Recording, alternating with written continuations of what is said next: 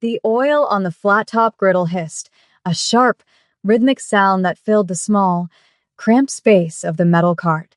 Elena wiped a bead of sweat from her forehead with the back of her wrist, her movements practiced and weary. She was 26, but the skin around her eyes felt heavy, etched with the exhaustion of 3 years spent on this specific corner of a gray New York City street. Her hands, dusted with flour and scarred by small, forgotten grease burns, flipped a scallion pancake with mechanical precision. The city moved around her in a blur of expensive wool coats and hurried footsteps, a river of people who looked through her rather than at her. To them, she was part of the sidewalk furniture, as permanent and invisible as a fire hydrant. The sky was bruising into a deep, sickly purple, the kind of dusk that promised a cold, unforgiving night. Elena reached for a plastic container of batter, her fingers numb from the creeping chill. She knew the routine. She stayed until the last commuter vanished into the subway, until the streetlights flickered to life, casting long, distorted shadows across the pavement. It was a life measured in nickels and small, quiet indignities.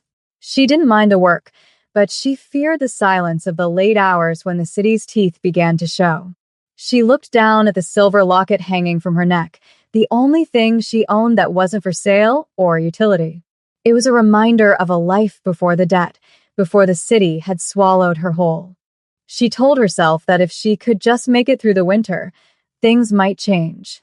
It was a lie she told herself every evening at 6 o'clock, a small mercy to keep her hands moving. The smell of toasted sesame and frying dough drifted into the air, a warm scent that felt out of place against the cold concrete and the smell of exhaust. She didn't know that tonight the routine would break, and the consequences would ripple out for years to come. The alleyway next to her cart was a dark throat of brick and discarded crates, a place she usually avoided looking into. But the sound that came from it wasn't the usual scuttle of rats or the rustle of wind-blown trash. It was a heavy, wet thud, followed by a low, jagged breath that sounded like tearing silk. Elena froze, her spatula hovering over the griddle. She looked left, then right. The street was momentarily empty, a rare pocket of stillness in the borough. She stepped away from the warmth of her stove, her boots crunching on the grit of the sidewalk. A man was slumped against a stack of wooden pallets, his silhouette sharp and expensive even in the gloom. He wore a dark suit that shimmered with a dull luster of high-quality silk, now marred by a spreading, darker stain across his ribs. His face was pale, his features striking and angular, a stark contrast to the grime of the alley. He looked to be about 31, with hair that was meticulously styled, but now matted with blood. He was Korean, his expression one of frozen, disciplined agony. Elena gasped, her hand flying to her mouth. She should call for help, but she knew the neighborhood. An ambulance meant the police, and the police meant questions she couldn't answer, and fees she couldn't pay. The man's eyes flickered open, a piercing, dark gaze that seemed to pin her to the spot. He didn't beg. He didn't even speak. He simply watched her with a terrifyingly calm intensity, his hand pressed firmly against his side, where the blood seeped through his fingers. Elena felt a surge of cold fear, the kind that settles in the marrow.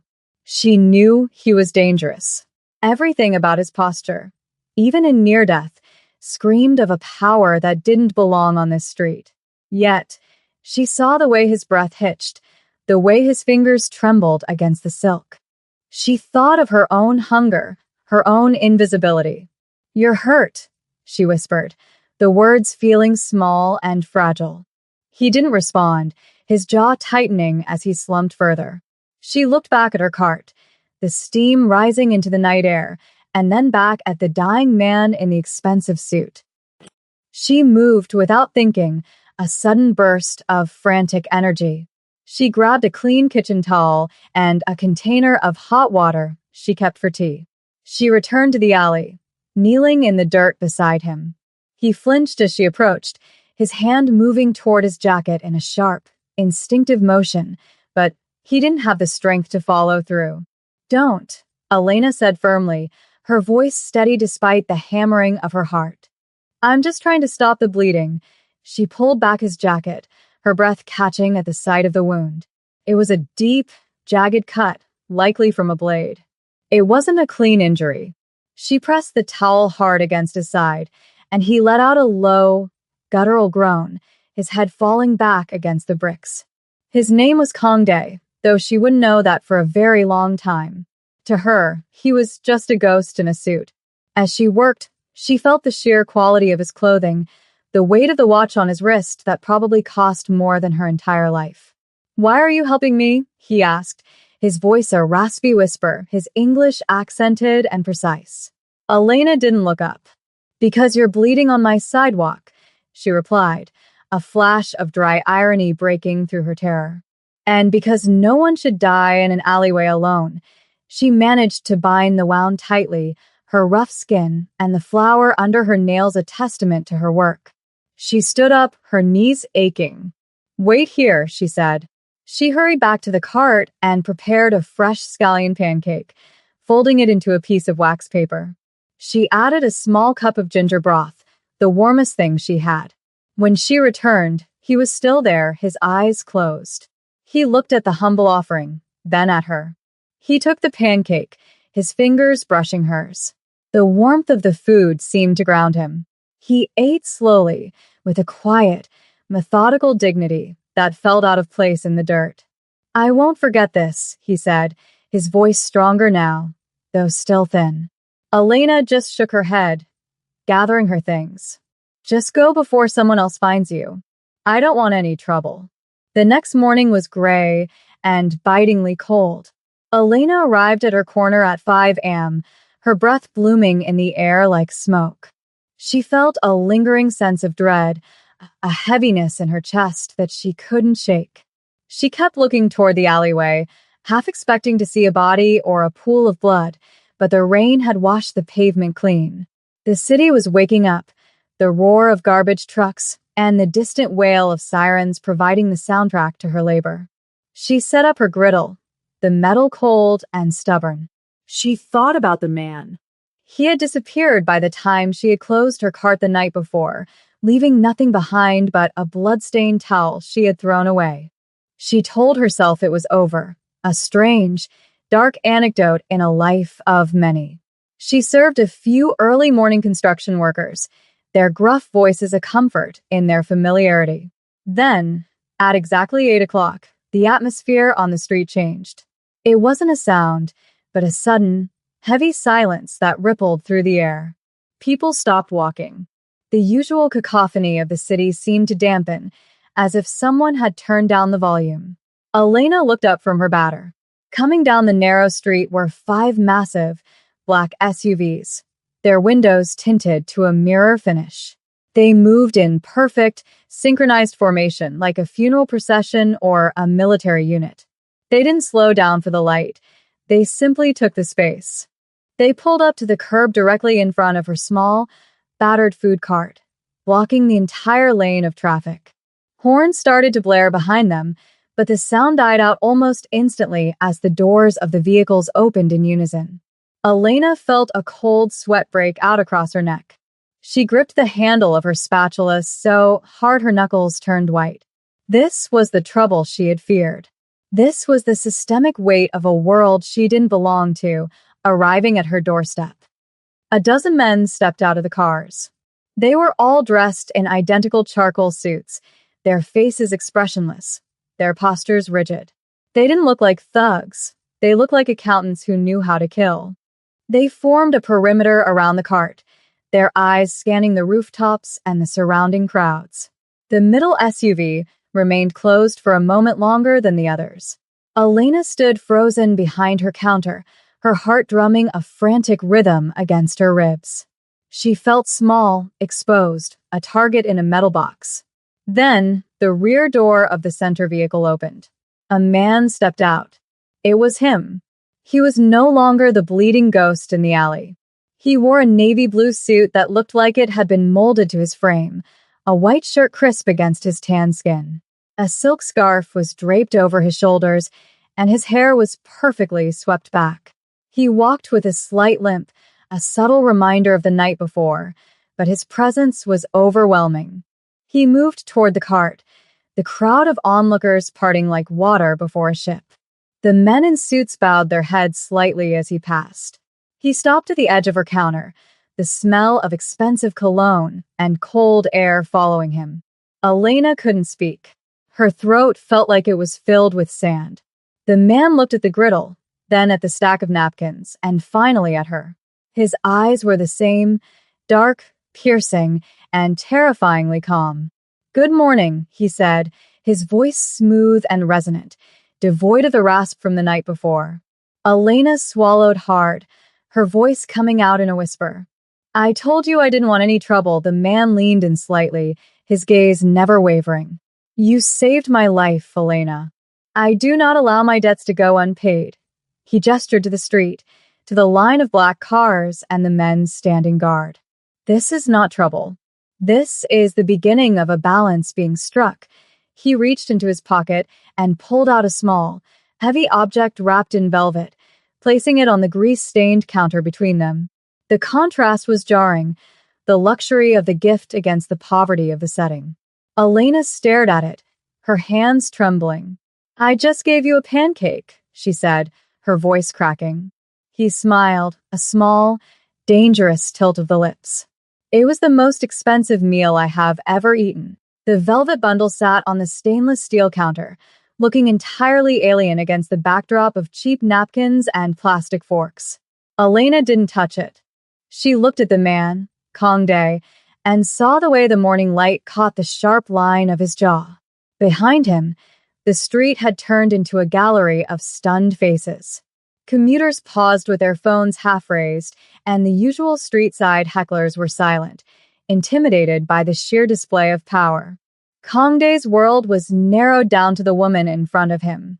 "Open it," he commanded softly. It wasn't a request, but it wasn't a threat either. It was the tone of a man used to the world bending to his will. Elena reached out, her fingers still dusted with a fine layer of flour, and pulled back the fabric. Inside lay a heavy gold coin, ancient and stamped with a sigil she didn't recognize, alongside a simple business card with nothing but a phone number and a name embossed in silver. "This is too much," she whispered, her voice lost in the sudden roar of a passing bus. "I didn't do it for this." Kong Dae leaned closer, his shadow falling over her. "You gave me dignity when I was dying like a dog in the dirt. That has no price. But in this city, dignity doesn't pay the rent." He looked at the dented metal of her cart, his eyes trailing over the rusted hinges and the flickering pilot light. "You will keep this. If anyone ever threatens you, if the people who collect your protection fees come back, you show them the coin. If they don't leave, you call the number." He stepped back, his movements fluid despite the bandage she knew was hidden beneath his shirt. The men in the charcoal suits moved in unison, preparing to depart as quickly as they had arrived.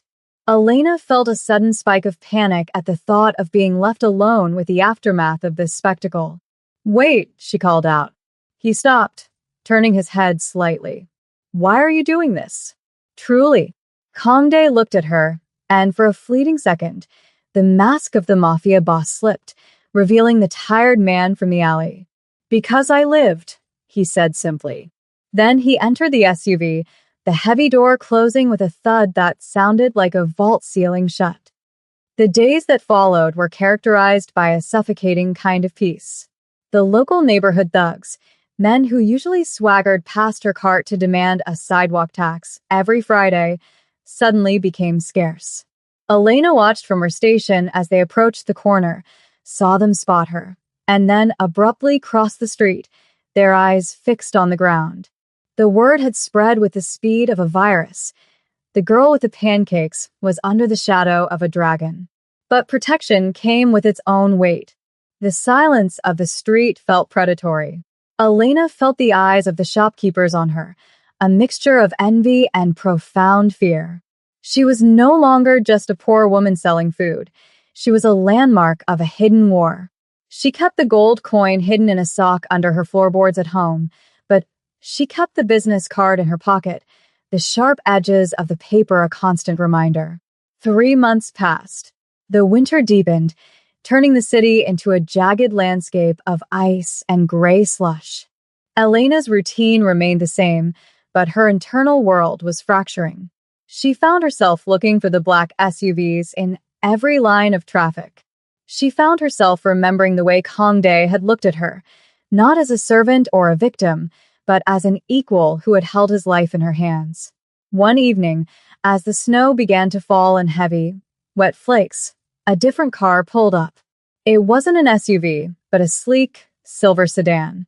A man stepped out, not in a suit, but in a heavy overcoat. He didn't bow. He didn't wait. He walked straight to the cart and placed a hand on the metal. "Elena," he said, his voice cold. "My name is Detective Miller. We need to talk about your friend." The interrogation didn't happen in a room with a swinging light bulb, but right there on the sidewalk, under the flickering neon of a nearby pharmacy. Miller was a man made of leather and cynicism, his eyes scanning Elena's face for any sign of a lie. "We know who he is," Miller said, gesturing vaguely toward the spot where the SUVs had parked months ago. Kangdae is the head of a syndicate that makes the local gangs look like choir boys. He's been linked to 3 disappearances this month alone. And here you are, a girl who can barely pay for her permit. Suddenly, the most untouchable person on the block, Elena kept her hands busy, scrubbing the griddle with a wire brush until the metal shrieked. "I don't know anything about his business," she said, her voice flat. "He was hurt. I helped him." "That's the end of it," Miller leaned in, his breath smelling of stale coffee. "It's never the end. Men like him don't do charity. They do investments. He's using you, Elena. You're a blind spot, a way for him to move things or people without us looking too closely.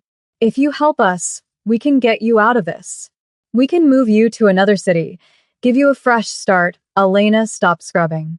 She looked at the detective, seeing the same systemic hunger she saw in the eyes of the tax collectors. "You weren't here when I was starving last winter," she said quietly. "You weren't here when the boys from the housing projects broke my cart's wheels for fun. Why are you here now?" Miller's face hardened. "Because now you're a liability. If you won't talk to us, you're just waiting for the other shoe to drop. And when it does, don't expect a badge to be there to catch you." He left a card next to her napkins, a white slip of paper that looked pathetic compared to the silver-embossed one in her pocket.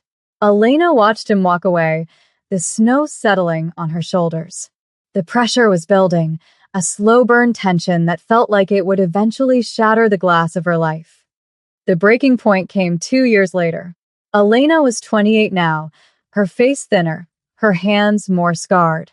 She had moved into a slightly better apartment, but she still ran the cart.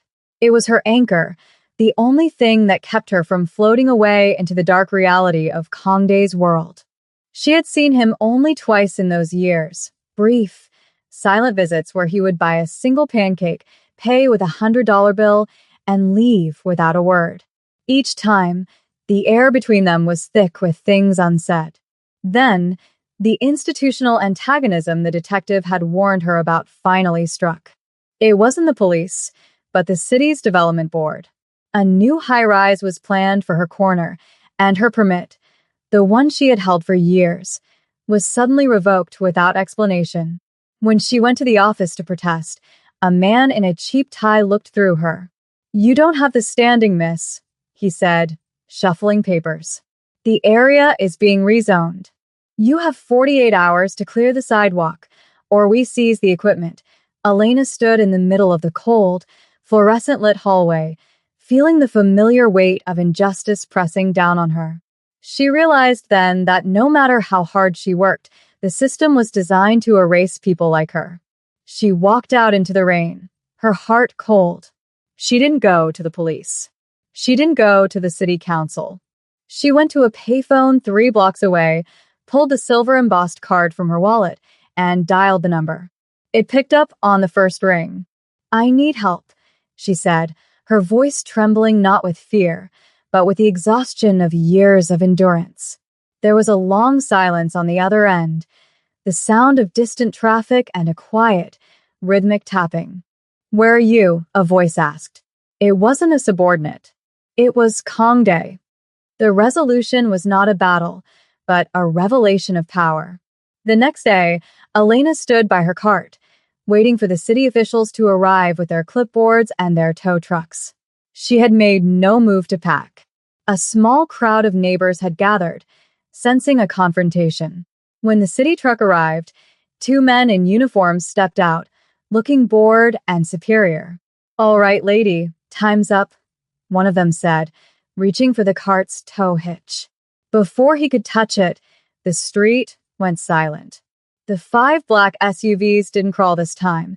They swerved onto the sidewalk, pinning the city truck against the curb. The doors opened, and 20 men stepped out, forming a wall of dark wool and stone-cold faces. Kongdae stepped out of the lead vehicle, looking older, a streak of silver now at his temple. He didn't look at the city workers. He walked straight to Elena. "Are you sure about this?" he asked, his voice a low rumble. "If I step in, the world will know you belong to me." Elena looked at the city workers, who were now backing away, their faces pale with the realization of who they had offended. She looked at the gray, towering buildings that had always tried to crush her. "I already belong to myself," she said, her voice steady and clear. "But I'm tired of being stepped on." Kongdae nodded slowly. He turned to the city workers. "This ground is no longer for sale," he said, his voice carrying a weight that made the air feel heavy. "Tell your masters that the debt on this corner has been paid in full." The workers didn't stay to argue. They scrambled back into their truck and fled. Kongdae turned back to Elena, his expression softening for the first time in years. "You kept the coin," he noted, seeing the gold chain now visible around her neck. "I kept it for a day like this," she replied. He reached out, his hand hovering near her cheek before he pulled it back, a rare moment of restraint. The long-term consequences of her choice were clear. She was now part of a world of shadows, but as she looked at the retreating city truck, she felt a sense of catharsis. Justice in this city wasn't found in books or badges. It was found in the loyalty of those the world had tried to discard. The routine of the cart would continue, but the fear was gone, replaced by a quiet, dangerous hope.